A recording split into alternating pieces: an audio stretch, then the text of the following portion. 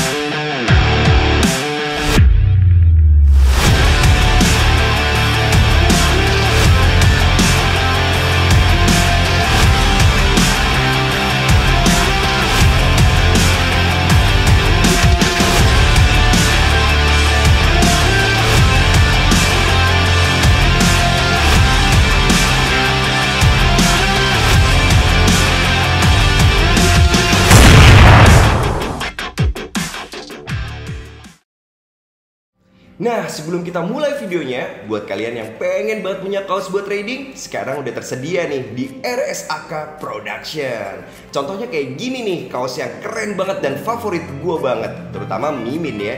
dari Buaya Series teman-teman. Dia nggak tahu kenapa suka banget sama kaos Buaya Series ini. Dan ada lagi ZX25R Series, kalau ini favorit gue banget. Dan kalian bisa lihat di bawah masih banyak banget seri-seri yang lain. Namun kaos ini benar-benar limited edition. So buruan tuh kunjungi RSAK Production dan lakukan pemesanan di sana. Nah, so gue lanjut dulu, let's do the go. Oke teman-teman Riox TV, jadi ini dia R25 V1 Riox TV di konten Pimp My Bike. Gimana menurut kalian? Ya karena gue yang konsepin, pastinya motor ini keren banget kalau bagi gue pribadi. Nah, kalian sampein komentar kalian di kolom komen. Gimana nih pendapat kalian? Silahkan tulis aja di situ, keren apa enggak nih menurut kalian. Nah, pasti kalian banyak yang nanya, Bang, itu konsepnya sebenarnya ngambil dari mana? Sedikit cerita sebelum kita ulas parts modifikasinya. Jadi motor ini mengadopsi konsep dari GYTR-nya R1M teman-teman. Jadi R1 dulu itu pernah punya konsep yang kayak gini. Nah, ini fotonya. Nanti Mimin yang taruh. Keren banget, iya tentu aja R1. Nah, sekarang kita implementasikan di motor R25 V1 dan boom, jadinya seperti ini. Nah, sekarang kita masuk ke sesi pembahasan parts modifikasinya. Oke teman-teman Riox TV, sekarang kita bahas masalah parts modifikasi di motor R25 V1 Riox TV ini teman-teman. Nah, apa sih yang perlu dibahas di motor ini? Tentunya masalah bodinya dulu teman-teman yang kita bahas. Bodinya dilakukan perubahan ya tidak terlalu banyak tapi benar-benar bikin menggoda. Mulai dari masalah headlampnya dibikin agak sedikit lebih sipit agar motor ini terlihat lebih elegan teman-teman. Nah, seperti yang kalian lihat di video ini, gimana menurut kalian? Ini beda banget sama R25 yang versi standarnya teman-teman. Kalau yang udah dimodifikasi Riox TV ini, ya ada sedikit tampilan yang berbeda sehingga motor ini kelihatan elegan dari depan teman-teman.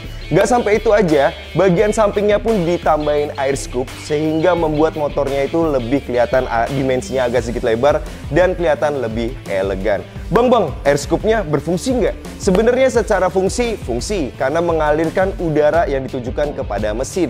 Namun kalau secara fungsi secara detailnya ya nggak terlalu fungsi juga teman-teman. Harusnya kan air scoop ada di depan.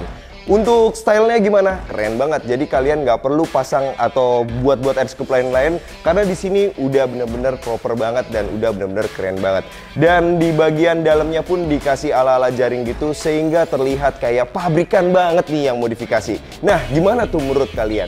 Untuk memodifikasi bodinya kayak gini nih, bagian fairing sama bagian depan itu menghabiskan biaya segini. Nah, sekarang kita lanjut ke masalah repaintnya. Seperti cerita gua tadi, bahwasannya motor ini mengadopsi konsep dari GYTR-nya R1M. Ya, warnanya sebenarnya dia itu kalau nggak salah putih ya, putih agak-agak silver gitu dan paduannya sama merah. Ini sih agak dibedain sedikit biar motornya itu kelihatan lebih beda dan lebih menarik lah. Dan untuk repaint full sampai velg-velgnya juga, karena sebelumnya kalian tahu sendiri velg motor ini warnanya ungu, itu menghabiskan biaya kurang lebih segini. Tuh, lumayan kan? Untuk repaint full seperti ini teman-teman menghabiskan biaya segitu. Itu udah termasuk single seatnya, udah termasuk velgnya yang tadinya ungu jadi hitam, dan hal-hal lainnya kecuali bodi kasarnya. Nah, sekarang kita lanjut lagi. Kalau tadi kita udah ngebahas masalah bodinya dan masalah coloringnya di motor ini dan konsepnya seperti apa. Sekarang kita bahas masalah kaki-kakinya dulu. Nah, ini penting banget nih, soalnya motor ini yang terlihat beda sama yang lain adalah masalah kaki-kakinya. Tapi ada yang beda dengan ciri khas Riox TV yang memodifikasi sebelumnya. Nah, sekarang kita bahas dulu masalah pervelgkan teman-teman. Bang, apakah itu velgnya pakai Virosi lagi depan sama belakang? Enggak teman-teman, kali ini beda. Karena kebetulan nyari Virosi itu agak sedikit susah. Jadi kita sekarang pakai velg dari Delcavic. Namun cuma yang belakang aja teman-teman. Jadi bagian depan tetap inchnya sama standar. Bagian belakang diganti pakai 5,5 inch dari Delcavic. Memang alurnya sama banget, ulirnya sama banget, dan bikin seolah-olah nggak ada perbedaan, hanya dimensinya aja. Untuk velg belakang itu harganya segini ya. Nah, kalau tadi udah masalah velgnya, jadi depan tadi standar, belakang aja yang kita ganti pakai Delcavic. Sekarang kita bahas masalah bannya. Bannya dipercayakan menggunakan Badlike S22 karena bener-bener motor ini niatnya motor buat harian teman-teman. Biar awet. Kalau kita pakai Pirelli SC lagi, waduh, selain mahal, Jangan dulu deh sekarang. Ini aja udah cukup banget karena modelnya juga asik dan awet banget teman-teman. Untuk bagian belakang kita kasih ukuran 120 dan belakang 180. Ketelan bang, ketelan sempurna kalau Yamaha. Dan untuk bannya ini menghabiskan biaya segini. Tuh, itu udah velg dan ban. Gimana menurut kalian? Sekarang kita bahas lagi, lanjut agak sedikit bergeser masalah gear set. Untuk gearnya kita pakai gear dari WR3, ukuran dan harganya segini. Dan untuk rantainya itu kita ganti juga, harga dan ukurannya segini. Tuh, jadi gitu kita udah bahas masalah velg, masalah ban, dan masalah gear set. Oke, sekarang kita lanjut lagi ngebahas beberapa bagian di kaki-kaki. Tentunya kita akan ngebahas atau bergeser sedikit ke masalah suspensi teman-teman. Nah, suspensinya untuk bagian belakang kita pertahanin dulu sama standar teman-teman ya, karena budgetnya alhamdulillah pas mau beli shock habis. Jadi kita pertahanin dulu pakai standar karena kebetulan standarnya ini juga masih bagus dan masih bergizi teman-teman. Jadi alangkah baiknya kita pergunakan aja teman-teman. Namun ada hal yang berbeda di bagian depannya. Bagian depannya ini kita hancur, kita ganti menggunakan upside down teman-teman, dan bukan lagi menggunakan teleskopik. Bang, itu menggunakan pakai USD apa bang? Pakai USD R25 yang V2 kalau nggak salah. Iya, R25 V2. Dan pemasangannya ini PNP banget teman-teman. Jadi kalau kalian punya V1 mau dipasangin USD V2 itu PNP banget, nggak ada perubahan apa-apa, bener-bener tinggal langsung keren teman-teman. Tapi perlu disesuaikan juga dengan fitment kalian. Nah, jadi kalian bisa lihat di bagian atas ini itu gapnya tinggi banget karena fitment gue ternyata pasnya segini teman-teman. Bang, keuntungannya pakai USD apa? Selain memang lebih enak, terus juga memang gue ngincer under yoke-nya. Jadi stangnya itu ada di bawah gini ala-ala moge teman-teman. So bagian depannya juga goldnya itu kelihatan banget, jadi keker dan bener-bener gambot di bagian depan. Untuk harga USD ini seset dan udah plus segitiga atas bawah gini ya, plus stangnya itu menghabiskan biaya segini. Kalian bisa melakukan pemesanannya di K20 Speed Shop. Nah, itu untuk bagian kaki-kakinya ya teman-teman. Tadi udah mulai velg, ban, gear set, shockbreaker belakang, terus shockbreaker depan kita udah bahas. Oke teman-teman, sekarang kita lanjut lagi ngebahas masalah pengeremannya nih. Bang, pengereman di motor itu diganti apa enggak? Nah, sebagian aja teman-teman yang kita ganti, gak semua-muanya diganti. Awalnya sih gue pengen pakai ala-ala monoblock, tapi ya apa boleh buat, karena kita menekan budget supaya tidak terlalu mahal, akhirnya kita pertahankan kalipernya pakai standar aja. Alhamdulillah kalipernya ini oke kok sebenarnya, cuma selangnya aja yang harus diganti. Selang remnya kita ganti yang ada aksen merahnya sesuai dengan konsep motor ini ya kan. Ini menggunakan TDR teman-teman, dan depan belakang itu menghabiskan biaya segini. Gimana tuh menurut kalian? Lumayan kan selangnya, nggak terlalu mahal. Selang rem ya, bukan selang ibu kita yang di rumah tuh buat nyuci, bukan. Selang rem. Takutnya salah paham nih. Ibu-ibu kadang juga suka nonton sih. Jadi sekarang tuh si bapaknya nih kalau mau modif motor udah dicatat nih sama ibu-ibunya. Jadi kasihan juga kadang-kadang. Oke lanjut, sekarang kita bahas masalah pengereman. Tadi kita udah bahas masalah selang remnya, sekarang kita bahas masalah master remnya teman-teman. Master rem depan kita percayakan pakai RCB S1 lagi langganan nih, karena di sini warnanya silver dan gue memang ngincar warna silver tersebut supaya seragam atau clean aja di bagian sininya, di bagian handle-nya, bagian masternya sesuai dengan konsep motor ini. Jadi kelihatannya tuh lebih gitu loh. Kalau misalkan kita pakainya merah atau kuning atau apa pink gitu kan, kayak yang kemarin tuh atau apalah itu kan kurang gimana gitu. Kalau ini tuh gitu kelihatannya lebih asik dan lebih gemes gitu teman-teman. Alhamdulillah, jadi untuk RCB S1 ini ya kayak biasa harganya walaupun naik turun tuh harganya segini. Lanjut, kita geser masalah perkoplingan ya. Bang, kok pengereman belum tuntas sudah bahas kopling? Nggak apa-apa lah ya. Agak ke samping dikit. Masalah koplingnya kita ganti juga koplingnya menggunakan RCB S1 pasangannya. Supaya kalau pasang-pasangan tuh enak, jangan kayak Mimin. Jadi dia tuh pas satu, pasangannya banyak. Jadi emang, aduh susah dah. Nah sekarang kita bahasnya masalah ini aja. Biar pasangan, biar kompak warnanya, kita pasangin kopling dari RCB S1 juga yang harganya itu segini. Nah, jadi oh iya teman-teman, sedikit informasi aja. Kalian kalau misalkan lagi cari-cari parts modifikasi tapi budgetnya nggak sampai untuk beli budget yang baru, kalian bisa masuk ke K20 Second Parts. Nah, ini Instagramnya. Kalian bisa cari-cari parts di sana, tentunya parts bekas modifikasi Riox CV. Jadi kadang Riox CV kalau udah modifikasi kayak gini selesai, terus motornya mau dibeli sama orang, namun pengennya paket standar, itu partsnya langsung dimasukin di K20 Second Parts. Nah, lanjut. Kita lanjut lagi ngebahas masalah pengeremannya. Untuk kaliper belakangnya tetap standar dan master remnya belakang pun tetap standar. Udah cukup kok itu. Nah, jadi komposisi ini benar-benar komposisi terhemat ketika kalian pengen mendapatkan aksen tabung dan kelihatan motornya clean. Untuk pengereman itu aja yang kita bahas. Oke, teman-teman Riox CV, sekarang kita masuk ke sesi perintilan. Nah, ini yang penting-penting nggak penting tapi yang ngabisin duit intinya. Dan sekarang kita lanjut ke perintilan-perintilan. Nah, tapi mohon maaf teman-teman, untuk di motor ini tuh gue pribadi mengkonsepkan tidak terlalu banyak pasang perintilan-perintilan yang bisa dibilang ngabisin duit. Seperti yang kalian tahu, sekarang banyak banget nih brand-brand yang jual perintilan-perintilan yang harganya kadang nggak masuk akal kalau menurut gua. Kalau kalian sultan sih ya alhamdulillah ya. Kayak tabung minyak rem aja sekian juta, apa hand grip aja 500.000, 400.000 dan segala macam. Karena gue pun pernah memodifikasi hal yang sama, gue ngerasa kayak aduh terbuang sia-sia, kurang lebih gitulah. Kok jadi kayak di motor ini gue konsepin untuk tidak menggunakan perintilan-perintilan yang berbau-bau hedon teman-teman. Sederhana aja. Apa sih bang yang ditempelin di motor itu? Yang pertama kita pasang frame slider. Frame slidernya itu harganya segini aja, nggak usah terlalu mahal. Terus hand gripnya juga kita pakai RCB aja udah cukup, karena ini enak banget pakai sarung tangan ataupun nggak pakai sarung tangan, ini enak banget. Harganya juga cuma segini, alhamdulillah. Dan berikutnya lagi kita pasang jalus stang. Jalus stangnya juga harganya cuma segini. Nah, kalau motor kalian masih ada boncengannya, kalian juga bisa beli single seat yang kayak gini. Harganya itu segini. Gimana tuh menurut kalian? Terus windshield juga ada di K20. Harganya alhamdulillah nggak terlalu mahal, cuma segini. Nah, perintilan-perintilan gemes yang kita tempelin di motor ini sih cukup itu aja. Kayak misalkan dulu kan suka ganti bautnya, baut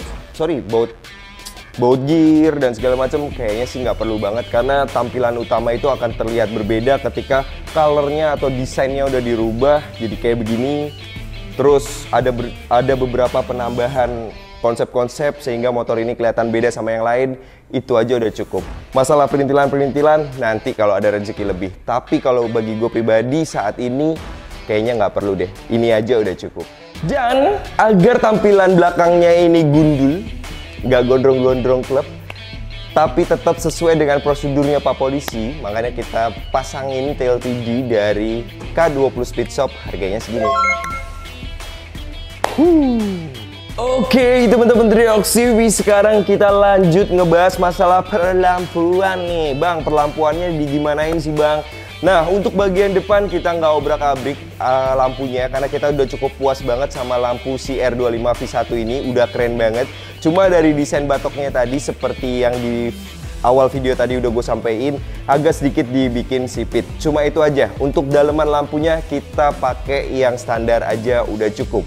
Tadinya sih pengen pakai alis, pakai proji dan lain-lain, tapi gue urungkan. Kayaknya gue udah cukup puas banget sama desain sama konsep yang ini. Dan untuk bagian belakang, gue pakai stop lamp 3-in-1 andalan gue. Nah, seperti ini. Gimana, keren banget kan?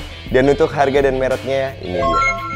Ini sih favorit banget karena desainnya itu elegan banget teman-teman. Nah, kalian tuh kalau misalkan mau ganti stop lamp, cocoknya emang pakai ini teman-teman. Jangan pakai yang lain lagi. Kecuali ada yang ngalahin ini. Kalau bagi gue ini udah paling bergizi banget teman-teman, alias paling jos banget.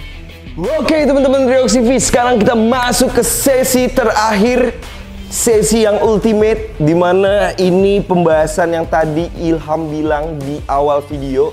Hal yang spesial, the one and only R25 di Indonesia yang pakai parts ini. Apa tuh bang? Kalian bisa lihat di sini. Boom. Yaitu knalpot dari K20 Racing Performance. Pertama kali K20 membuat sebuah knalpot dan ditaruh di konsep motor Be My Bike ini, dan aji gile keren banget teman-teman. Suaranya tuh kayak gini.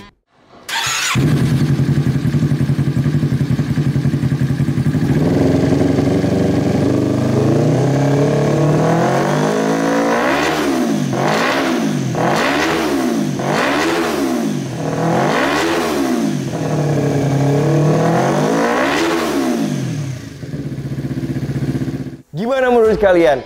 Itu tanpa DB teman-teman. Suaranya itu enak banget kalau menurut gua pribadi. Dan gue jadi pengen banget nyobain knalpot ini di ZX25R. Karena minggu depan itu dia udah launching buat ZX25R. Wow, tapi sekarang kita bahas yang R25 ini dulu. Nah, knalpot ini dibalut menggunakan karbon di bagian ujungnya, dan ini the real carbon. Ini tuh asik banget. Terus dia juga ada bautnya di bagian sampingnya. Ini untuk mempermudah kita ketika nanti kita mau ganti gaspolnya, alias gaspolnya itu habis, kita tinggal buka aja, copot sendiri dan pasang sendiri. Jadi nggak kayak dulu, knalpotnya harus dibor-bor lagi. Ini tuh fitur yang keren banget dalam sebuah knalpot lokal kayak gini. Keren banget. Ditambah lagi aksen lasernya ini dengan desain yang bener-bener pas banget buat si K20-nya ini, ngasih emblem di situ. Bener-bener gurih banget. Apalagi hal yang paling gue suka yaitu knalpot tanpa karet teman-teman, alias bracket karet. Knalpot yang langsung ada antingnya gini, bener-bener membuat kesan knalpot ini elegan, sehingga motor kita pun clean tampilannya dan pas banget. Hal apa lagi bang yang lu suka dari knalpot itu? Ya, dimensinya nggak terlalu besar, nggak terlalu kecil, dan bener-bener pas banget. Ini yang bikin gue klimaks banget sama knalpot ini, dan pengen banget nyobain buat si ZX25R atau motor-motor gue yang lain. Tentu aja masalah headernya buat di K20 Speedshop juga. Dan untuk headernya ini memang dibikin yang panjang, nggak dibikin underbelly. Memang itu permintaan gue. Dan untuk knalpot ini memang sebenarnya waktu awal-awal dulu desainnya ini K20 Racing Performance ini by Ryox TV juga. Banyak discuss yang gue lakuin sama teman-teman K20 untuk mendesain dan mengkonsepkan knalpot ini. Dan gak nyangka banget di Be My Bike ini bener-bener disematin knalpot ini gila banget sih, dan gue seneng banget. Untuk harga knalpotnya belum ada teman-teman. Jadi masih misteri harganya. Dan untuk headernya itu segini. Gimana menurut kalian? Oke nggak tuh? Semoga aja knalpot ini keren. Gue pengen banget cobain di ZX25R. Oke teman-teman Ryox TV, jadi itu aja hari ini informasi buat kalian. Dan total modifikasi motor ini menghabiskan biaya segini. Tuh, surat Mimin taruh mana?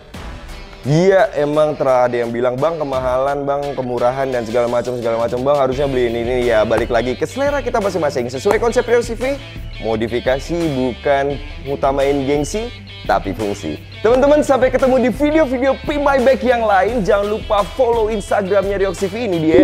Dan kunjungi juga website Ryox TV. Sampai ketemu di video-video berikutnya. Dadah!